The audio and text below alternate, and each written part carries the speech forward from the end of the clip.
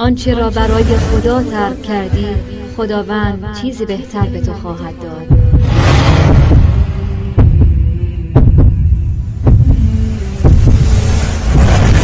آنچه میشنوید داستان حقیقی پسر و دختری جوان است که قلبهایشان آکنده از عشق و محبت به همدیگر بود. عشق و محبتی ظاهری که بسیاری از جوانها خود را با آن می‌فریبند. عشق و محبتی که خالی از هوا و هوس نبود. عشق و محبتی نامشروع.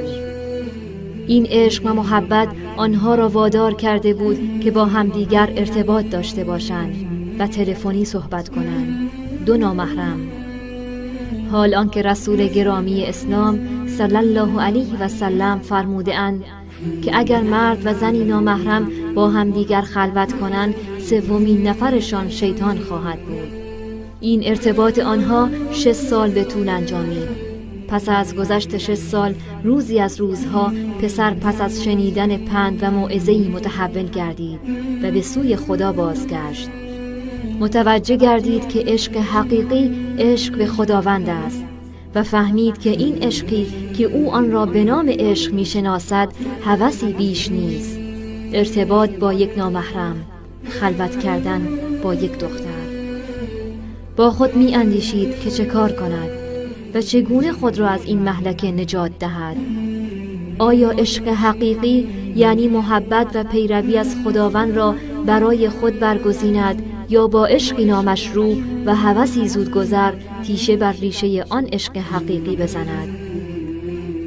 آن جوان از طرفی نفس اماره‌اش او را به طرفی می‌کشاند که به رابطه‌اش با معشوقه‌اش ادامه دهد و از طرف دیگر این گفته پیامبر گرامی اسلام صلی الله علیه و سلم را در سر خود می‌پروراند که فرمودند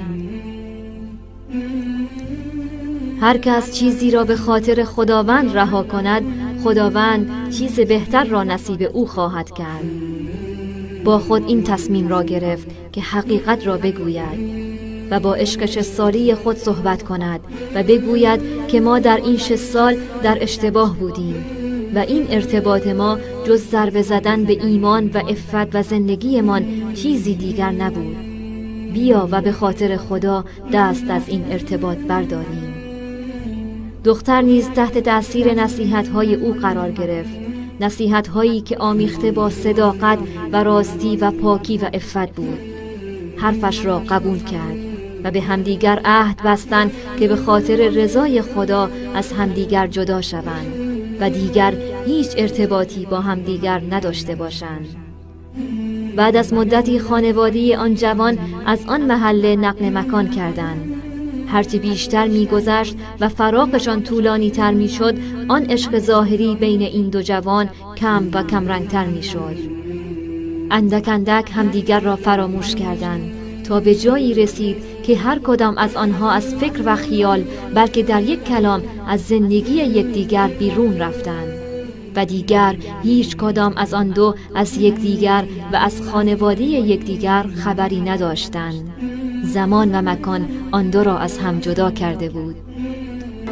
پسر چند سالی مشغول عبادت و دعوت به سوی دین خدا گردید و از جوانان خوب و مؤمن شد. پس از گذشت روزها و سالها جوان به فکر ازدواج افتاد. با خواهر خود مشورت کرد که دختری خوب را برای او پیدا کند.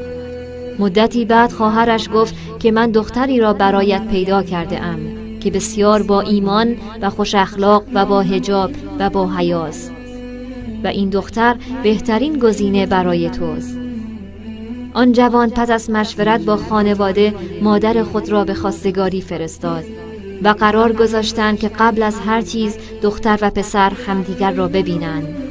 روز موعود فرا رسید. جوان با قلبی آکنده از امید برای دیدن شریک زندگیش همراه با خانواده‌اش به سوی خانه آن دختر روانه شد. وقتی به آنجا رسیدند و دختر از خانه بیرون آمد که همدیگر را ببینند، ناگهان بهت زده شدند. قلبهایشان به تپش افتاد. زبانشان یارای حرف زدن نداشت. اشک در چشمانشان حدقه زد. نه پسر باور می کرد و نه دختر. خوشحالی در نگاه هر دوی آنها موج می زد. اما جرأت اظهار خوشحالی نداشتند. تعجب از یک طرف و تحقق وعده الهی از طرف دیگر آنها را بهت زده کرده بود. همدیگر را می شناختند. آری، آن دختر همان دختری بود که چند سال پیش به خاطر رضای خداوند او را ترک کرده بود.